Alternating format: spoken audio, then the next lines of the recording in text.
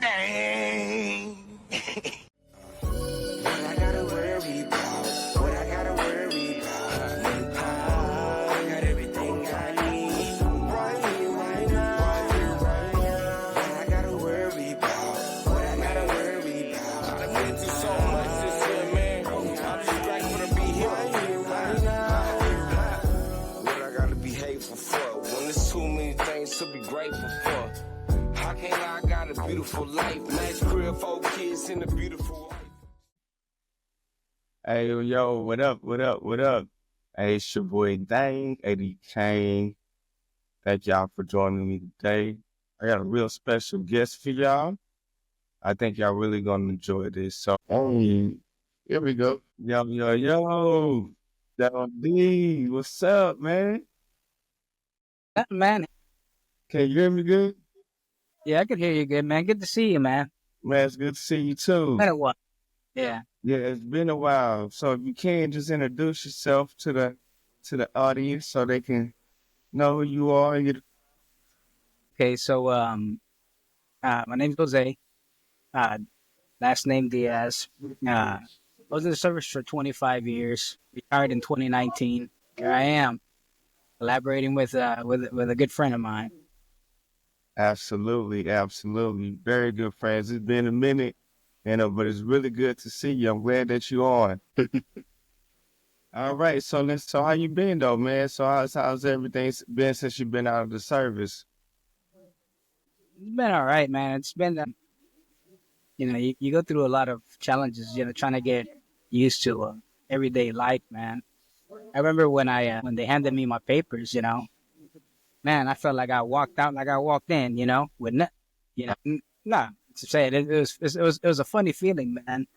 For the longest, I don't know, man. I could not find what to do with myself, and I couldn't really find some purpose other than being a parent and stuff like that. But Right. Yeah, I think you share the same story, as myself and a lot of others that, I've connected with, having a purpose. Because, in the military, it was like, we always on the go. We always on a mission. Like, it was always something to do, always something to prepare for next. And then, you get out and it's like, there's no orders. I'm glad I don't have to go to those.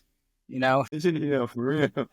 Hey, for real, I could do without some of this stuff, but, but getting together and just, because it wasn't even just like it, you could tell them yourself, it wasn't just, what we did, at work, it was after work, right?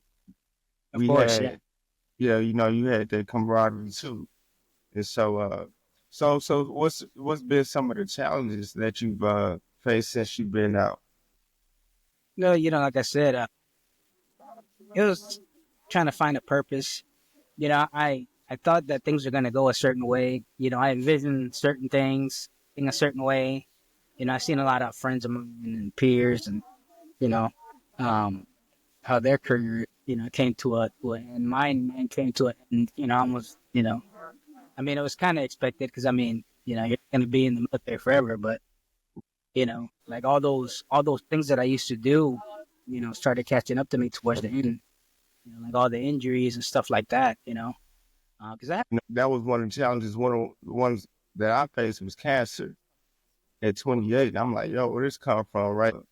That shit me, down the road, man. But let's talk about some of yours and some of the ones that you faced. well, like I said, everything came to a rough end. I went to a school, and towards the end of the school, I had a physical, and I used to always remember that I was having a hard time getting up out of my seat, and also when I would wash my car, kneel down to clean my rims, and I couldn't. It was hard for me to get up, So I'm like, man, what the hell is going on, And Right. Also whenever I would wear flag vests and stuff like that, my shoulder was always bothering me. So anyway, make a long story short, I mentioned it to the doctor, and I got some X-ray, and I got MRIs, and hey, you need to have total shoulder replacement, and you need to have total knee replacement, and I'm like, all Yo, this time, whenever I would do push-ups or whatever, I hear this crackling. you know, and then also with the knees, whenever I go on my runs, and I used to run all the time. You know, Yeah, we I would know. have to ice someone when I would come home, and that's some stuff that people didn't really see. You know, people was not really aware that was happening, but you know, when I got home, you know, I had to elevate my legs and ice them, and you know, and Yeah. crawl up my wife's lap to console me. Yeah, she back with you. Yeah, Yeah. Yeah. You know, and like I said, there's we give so much. That's what people don't hear. They don't understand like the toll that service takes on our bodies, right? yeah. And you can't really just get that back. No, you sure can't. You know, I remember when I was going through, you know, the process, you know, and they were like, hey, you know, yeah, you get this percentage, you got this percentage for this, you got this percentage for that. I'm like, man, I rather be healthy. I don't, Yeah. Give my body back. right. I just want my body. I want to be able to do things, you know, and I can't do none of that stuff anymore. And you know, it sucks because you know, the older you get, you know, the heavier you start getting, you know. And always, you know, been active, you know. When I got out, you know, I started get, you know, I think I gained, I don't know, 10 to 15 pounds. Man, I was feeling Yeah. heavy. Man, you know, what in the world's going on? You know, and it's not like I just sit around and do anything. You know, I'm always doing something. But Right. you know, man, it just seemed like I can't walk past a refrigerator and gain 5 pounds. You know, just by looking at the food. Yeah, yeah. I know what you mean. Yeah, when you say that, I think that's a really, really big thing for a lot because I spent some time at the VA out in Dallas, and I mean, I saw a lot of cats. I was there too. I'm 28. Diagnosed with cancer, and nobody knows where it came from, right? And it didn't really matter where it came from. It was the fact that I had it, right? And I remember being there. Is like, yo, what else? What else can like possibly break down? And so especially like having to get back to work because now, I'm back to more physically demanding jobs, Right. right? And so, man, now thinking about it, it's like, yeah, I want my body back, right?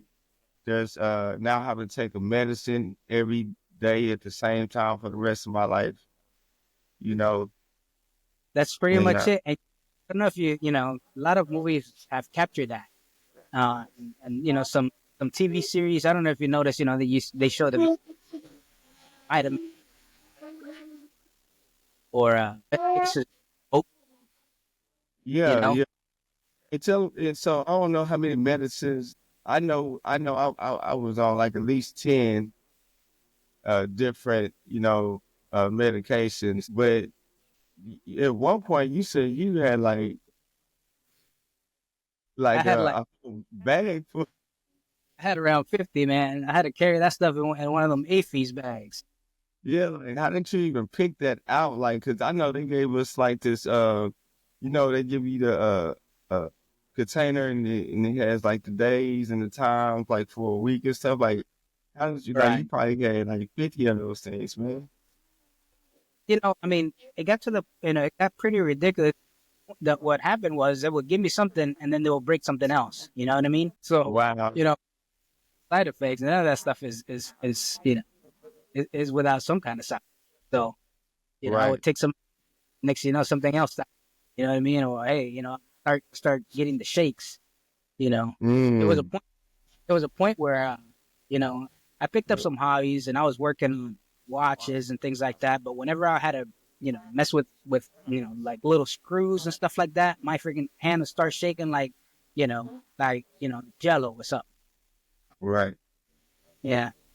Um. It's So it's I mean, so even even now, it's whenever something like a screw or something, trying to get something small in a small place, you know, I just start shaking and get, you know, like super, I don't know, nervous or something. I don't, yeah. yeah, yeah. So But I started like what worked for me though is I started. I started taking life a lot slower, and I had to, especially with having to like run around with the kids and stuff. And because the kids have so much energy, and I don't know if you, I had a follicular thyroid cancer, so that made me really really tired, like all the time. Like I would sleep for days and couldn't get up right, and uh, it went misdiagnosed for I want to say 3.5 years before they Right. even knew what it. Yeah, It's very 3.5 years. that actually happens a lot. We get that misdiagnosed all the time. Because I remember when I remember one the doc, you know, my shoulder's been bothered, and they're like, "Oh, you're just getting old." Right, Give me some more and send me on my way, and I'm like, what the hell is that gonna do? But it got to the right. point where I was taking Motors every day and took more than one, so it was tearing up my stomach. Like I said, Yeah, man, that's another thing too. That's another thing that happens is the medication actually a lot of times will put you in a worse condition or state than you were before, and yeah, cause other issues and stuff because they have you taking these medicines and a lot of times it's for the wrong thing instead of just looking at it and so advocating because I had to like if I didn't advocate for myself, I had a big old lump in my neck. Like I said, this can't even be natural. And they were like, well, can you breathe? And I was like, I mean, yeah, I can breathe and I can talk, but it's getting hard. And they were like, well, we'll see you when it gets worse type attitude until I couldn't take it no more. They had to take it out. That's when they found cancer. But in my head, I'm thinking like, what if y'all would have done the work before would I had the whole thing taken out? And so a lot of times I wish I would have, when I tell veterans like, hey, you know, I don't care what it is, because small things turn into big things, yes, right? And very so much. pay attention to your bodies, listen to your body. And, that's one thing that I had to learn, these lessons that we learn. And hopefully this, um, reaches, a lot of veterans, a lot of people that's still active and they listen to it and say, hey, listen to your bodies, Hmm. right? Make sure that forget the disability, like I can get this much for this. No, forget all that. That doesn't mean anything when you don't have it Yeah, functioning. yeah. And But your, see, the thing is this though. Whenever whenever you're in leadership roles, man, it's kind of hard because it's like being a parent. When can you get sick? You know what I mean? If your kid, and your kid is sick, and you can't be sick. You got to be up and ready and going. It happens, man. Time. yeah, Yeah. More than. right. And so, a growing trend in the veteran community is holistic treatment, right? Treatment without medicine, right? Because I firmly believe that uh, the body does heal and can heal, but it takes time. It takes time, and I think another part of the body breaking down is the added stress that comes with knowing that, right? I went to depression, right? Having certain things break down, which was another thing. It was like one thing happened, and I feel like everything happened at once for me. Hmm. And this was like around, and it just Hmm. felt like everything happened at one time. To where it's like when they say when it rains, it pours. Yeah. Like that's exactly what happened. It was like one, uh, we have some bad news. You got this going on. You have this going on. You have this going on, and then I think that took a big toll on my mental health. And So go one ahead. thing you should keep in mind though. I was told this, and whenever somebody shares something with me, share it back with folks. But God won't put nothing in your hand. Yeah, So I believe that.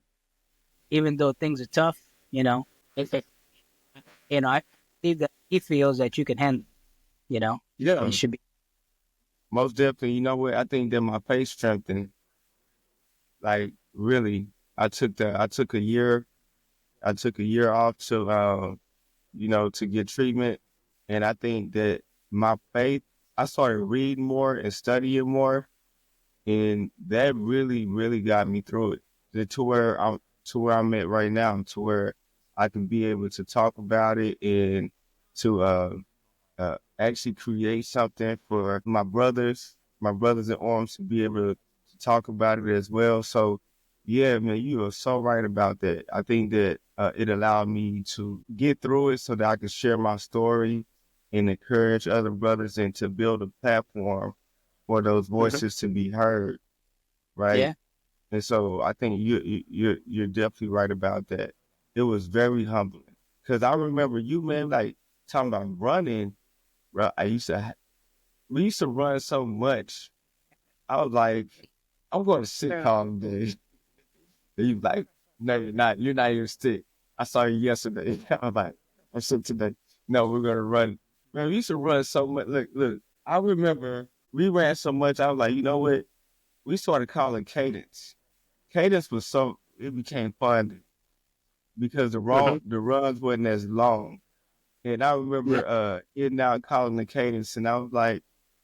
I didn't know. I didn't know. First song, no, we're no draws. And you look back at me like, all right, I got something for you. It me. Yo, you know what? I'm gonna get him back. He ain't gonna just. Yeah, you You look know. back at me and said, oh, yeah, I got something for you. It made it fun though. So